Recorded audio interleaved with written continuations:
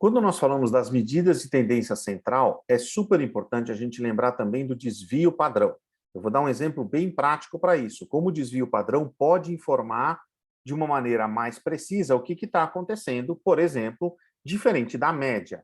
Eu peguei aqui 5 cidades, como vocês estão vendo aqui no Excel, a cidade 1, a cidade 2, a cidade 3, a cidade 4 e a cidade 5. Se a gente fosse calcular a média de temperatura nessas cidades, né, eu vou escrever igual média, simplesmente, né, vou marcar ali o intervalo que eu quero entre o C5 e o G5, né, e pronto, eu tenho lá a média de 27,6 graus, né.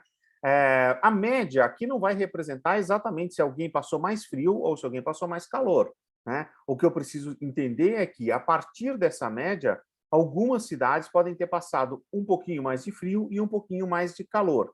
E, para isso, a gente vai conseguir, por exemplo, utilizar a função de desvio padrão. Então, como está escrito ali na célula de cima, eu vou escrever desvio padrão, né? Ele já vai me ajudar aqui, ó, nas minhas usadas recentemente. Eu marco o intervalo que eu quero e fecho, né, o intervalo, e ele vai me dizer que o desvio padrão é 1,5 graus. Então, a partir da minha média, a gente tem 1,5 graus para quem ficou mais quente e para quem ficou mais frio.